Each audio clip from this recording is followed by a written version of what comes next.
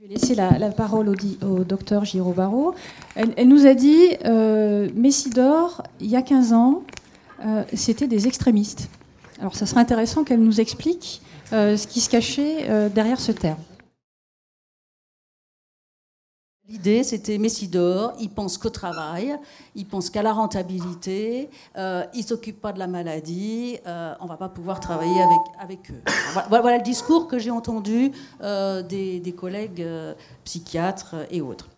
Mon domaine d'intervention, la psychiatrie, c'était la maladie avant tout. La personne était réduite à sa maladie. Et on était quelques-uns à penser qu'il ne fallait pas se centrer sur la maladie, mais il fallait se centrer sur le fonctionnement de la personne et sur ses choix de vie, sur son projet de vie. Moi, j'ai eu un parcours assez différent et assez long, en fait, parce que j'ai fait des études, tout ça, donc j'ai eu mon bac avec mention assez bien en 2003. Ensuite, je suis rentré en fac de médecine, donc j'ai eu le concours en première année de médecine. Les études m'ont vraiment plu, l'ambiance aussi d'ailleurs, c'était vraiment bon enfant, il y avait vraiment plein de choses très bien. Mais je me suis aperçu d'une chose horrible quand je suis rentré en externat et que j'ai été confronté pour la première fois aux patients. Je ne pouvais pas prendre en charge les patients, je n'y arrivais pas à cause de la maladie. Quand on a un niveau intellectuel qui permet d'avoir des diplômes, les diplômes que vous avez eus, est-ce que c'est pas quelque part un peu frustrant d'être sur des tâches qui sont quelque part des tâches répétitives et qu'on peut considérer comme simples? Comment vous réagissez à ça? Le truc qui fait que j'ai réussi à m'adapter à cette nouvelle situation, c'est quelque part faire des tâches répétitives et simples, ça me rassure en fait. Ça me rassure, c'est parce que si vous voulez, quand j'étais en médecine, quand je suis rentré en 4e année de médecine, un jour je me suis retrouvé catapulté dans une salle avec un coude à recoudre, je savais même pas faire. Je veux dire, voilà, le médecin, le PH, le praticien hospitalier des urgences chirurgicales m'avait envoyé là-bas, allez tu te démerdes et puis c'est tout quoi. Donc en fait, à ce moment-là, on ne peut pas être rassuré. Et par contre, voilà, le fait de faire quelque chose de répétitif et de simple, moi, ça me rassure. Et donc, j'arrive à passer outre le fait que oui, j'ai peut-être un bagage intellectuel qui fait que peut-être que je ne devrais pas être dans un truc répétitif et simple, mais moi, ça me plaît. Et au moins, ça me permet de presque penser à autre chose sans me stresser, quoi, tout simplement. En réponse à Christophe, je pense aussi que le mouvement du rétablissement, c'est aussi se pencher sur ce que la personne ressent vraiment. Et ce que Christophe dit, c'est qu'il a sûrement un très bon potentiel intellectuel. Il a peut-être aussi des pensées qui viennent très vite et qui ont besoin des fois d'être voilà, un petit peu contrôlées. Et un travail répétitif peut être une très bonne solution, justement, comment on fonctionne. Et on a beaucoup à s'apprendre entre nous. Moi, je sais que j'accueille régulièrement des visites, notamment des jeunes en orientation, 4e, 3e, qui vivent avec un handicap. Et c'est très important aussi.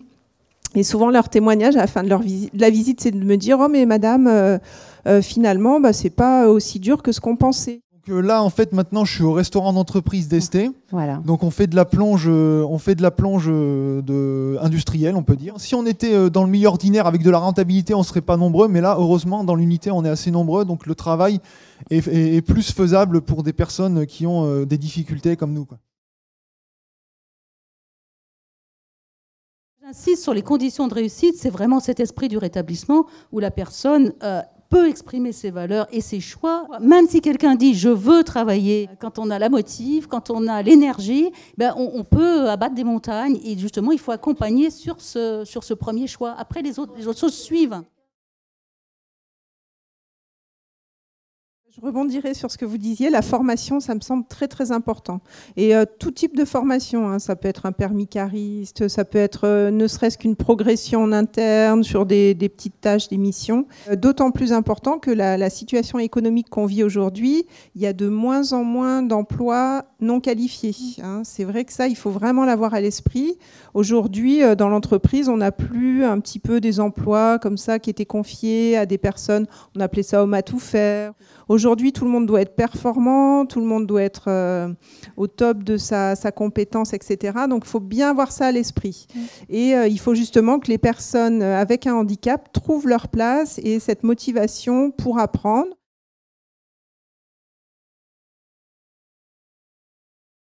Faire le deuil du travail, j'entendais Madame Giraud-Barreau tout à l'heure, et je pensais à la fois où j'ai vu la psychiatre de mon fils. Alors il faut dire que j'étais très investie dans mon travail.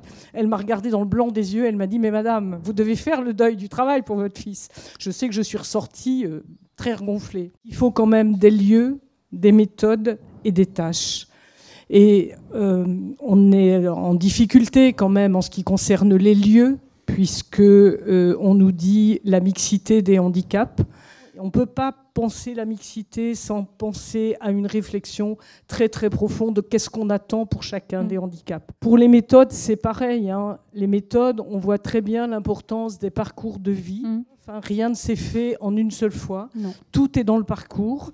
Et ce sont pour tous les deux des personnes qui ont rencontré quelqu'un qui leur a permis ce parcours. Oui. Eux avaient cette volonté, mais ils ont aussi rencontré des personnes qui ont permis ces parcours. Je trouve que c'est important. Il y avait un truc que j'avais vraiment très peur de faire, c'était le nettoyage des machines. Puis on m'a formé.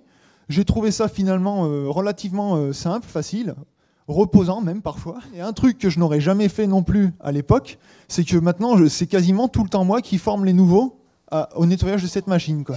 Un autre truc aussi que je faisais, que j'osais pas faire avant et que je fais maintenant, bah vous en avez la preuve vivante en ce moment, c'est parler en public et s'exprimer de façon à peu près intelligible, quoi.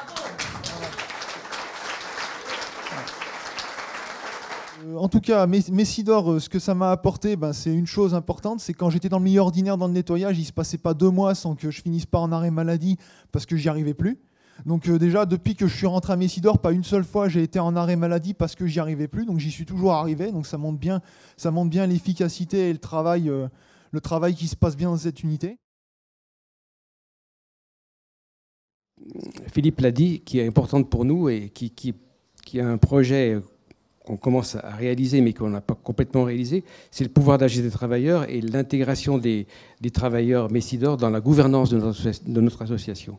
On sait qu'au Canada, les personnes qui souffrent de troubles psychiques sont partie prenante des conseils d'administration des établissements où ils sont accueillis. Ce n'est pas encore le cas à Messidor, même si on a des travailleurs dans les comités de partenaires, même si on a des travailleurs dans le comité associatif. Aujourd'hui, on dit, mais on pense que c'est bien parce qu'on pense que c'est bien pour eux. Demain, il faudra dire que c'est eux qui pensent que c'est bien pour eux directement. Voilà, donc changement du mode de gouvernance. Certaines associations l'ont fait. On ne l'a pas encore fait complètement à Messidor, mais c'est un objectif qu'on poursuit et je pense qu'on va aller dans le droit chemin. Ici, dans cette salle, tout le monde est convaincu. Tout le monde sait ce qu'est le handicap psychique. Moi, je peux vous garantir, en tant que parent d'un enfant handicapé, que c'est malheureusement pas le cas de tout le monde. On a vraiment beaucoup de pédagogie à faire pour expliquer ce qu'est le handicap psychique et pour expliquer qu'on peut s'en sortir.